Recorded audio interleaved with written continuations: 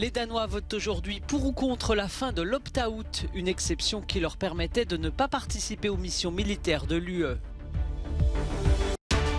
Les chefs d'État et de gouvernement de l'Union européenne soulignent l'importance de l'accord conclu lors du sommet concernant la mise en œuvre d'un embargo sur le pétrole russe. Plusieurs milliers d'affaires de crimes de guerre identifiées selon la procureure générale ukrainienne, tandis que de nouveaux soldats russes ont été condamnés pour ce chef d'inculpation. Un dernier débat hier soir au Danemark pour se faire une idée sur la levée de l'opt-out. Les électeurs danois sont appelés à voter aujourd'hui sur ce point. En résumé, mettre fin ou pas à une exception qui permettait au Danemark de ne pas participer à la défense européenne. C'était une condition pour permettre la mise en œuvre du traité de Maastricht en 1992. Je vote oui du fond du cœur car il y a une guerre sur notre continent, alors se rassembler est la meilleure réponse. L'UE s'est mise d'accord sur un nouveau paquet de sanctions contre la Russie. Nous avons donc montré que nous sommes aux côtés du peuple ukrainien. Mais cela n'a rien à voir avec l'opt-out de la défense. Cela n'a rien à voir avec la Russie et l'Ukraine. L'opt-out, ou option de retrait, a permis au Danemark de ne jamais participer à aucune mission militaire de l'UE. Mais en pleine guerre Ukraine-Russie, les pays européens cherchent à resserrer leurs liens de défense. Ce vote intervient également au lendemain des demandes historiques d'adhésion à l'OTAN de la Finlande et de la Suède voisine. Selon un dernier sondage, le oui l'emportera à 65%. Mais la prudence reste de mise du fait de la forte abstention attendue dans un pays habitué à dire non au référendum sur l'Europe.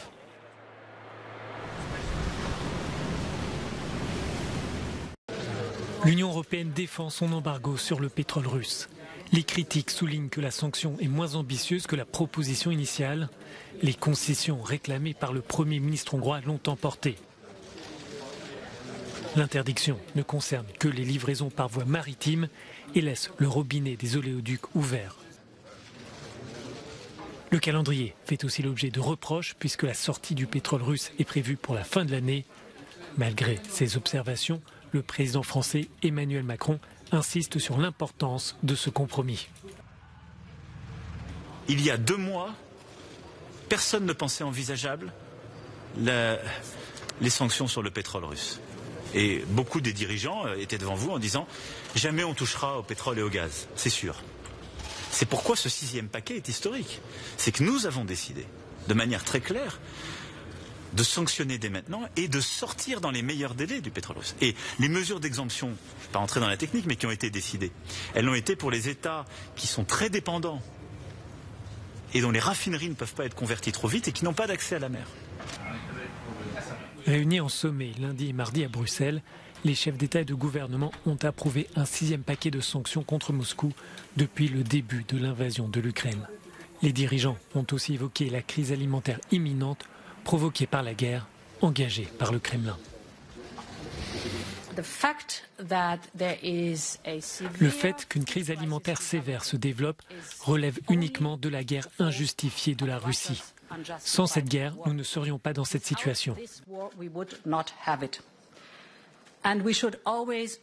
Et nous devons toujours répéter, encore et encore, que la Russie ne bloque pas seulement les exportations de blé ukrainien, elle bombarde délibérément les entrepôts où le blé est stocké. Le gaz russe est la dernière ressource énergétique qui échappe aux sanctions européennes. La question d'un nouveau train de sanctions n'est pas sur la table, mais les dirigeants devront peut-être s'interroger sur cette éventualité s'ils veulent frapper à nouveau le Kremlin. Les dirigeants de l'Union européenne ont finalement trouvé un accord pour mettre en œuvre un embargo sur le pétrole russe. Le compromis prévoit l'élimination progressive de cette ressource transportée par bateau. Ce consensus maintient donc en activité l'oléoduc Druzhba qui alimente la Hongrie, la République tchèque et la Slovaquie, soit 10% des importations de l'Union. Cette mesure entraînera d'ici la fin de l'année une réduction de 90% des achats en pétrole russe. C'est une décision lourde pour la Russie. Il ne sera pas facile de remplacer le marché européen par d'autres clients. Il y a aussi plusieurs goulets d'étranglement dans les infrastructures qui compliquent la capacité à rediriger les flux. L'infrastructure pétrolière en Russie, la capacité des ports à augmenter les volumes, la capacité à trouver des navires pour le faire. Et puis, envoyer ces bateaux vers l'Europe prend beaucoup moins de temps que de les envoyer en Asie.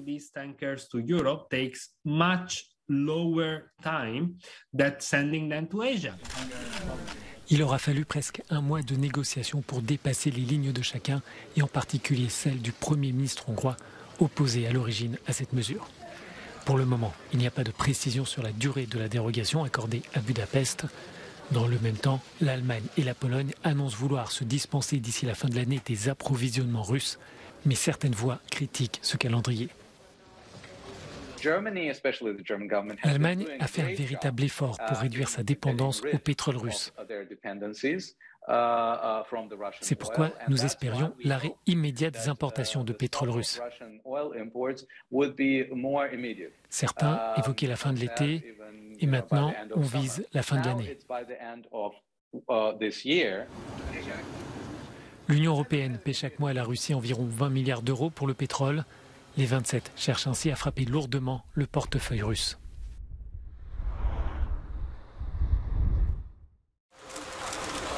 Les efforts pour porter devant la justice les atrocités de l'invasion russe en Ukraine se poursuivent. La Cour pénale internationale prévoit d'ouvrir dans les prochaines semaines un bureau à Kiev. En outre, 3 pays, l'Estonie, la Lettonie et la Slovaquie, ont rejoint l'équipe commune d'enquête européenne qui coordonnera le recueil des preuves par l'intermédiaire d'Eurojust. La procureure générale ukrainienne était ce mardi à La Haye, aux Pays-Bas, au siège de l'agence judiciaire européenne. Jusqu'à présent, dit-elle, l'Ukraine a identifié près de 15 000 cas de crimes de guerre. Demain, nous en aurons 200 à 300 de plus. Pour cette catégorie d'affaires, nous avons près de 80 suspects, 80 personnes que nous pouvons commencer à poursuivre en justice. 3 soldats russes ont déjà été jugés pour crimes de guerre en Ukraine.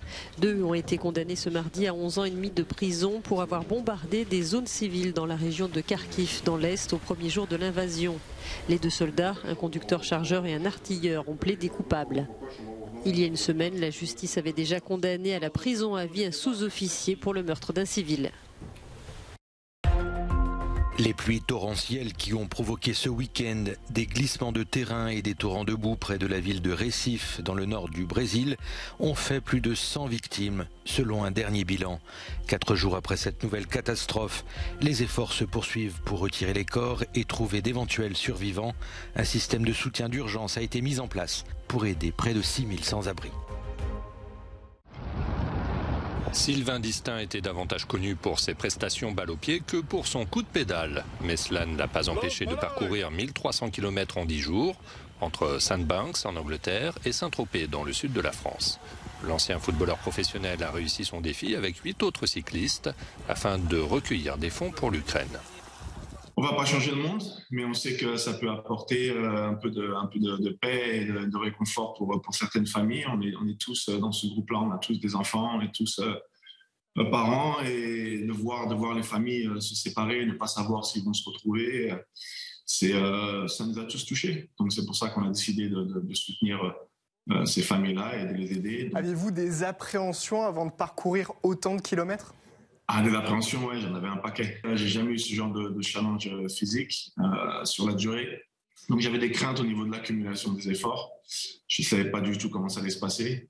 Donc beaucoup d'appréhension. Et puis chaque matin, quand tu te réveilles, au bout de 3-4 jours, les courbatures sont de plus en plus importantes. Donc chaque matin, tu te poses des questions. Tu te demandes si tu vas réussir à tenir le coup jusqu'au bout, parce que c'était en moyenne 130 km par jour, 6 heures de vélo. Donc c'était dur, c'était super dur.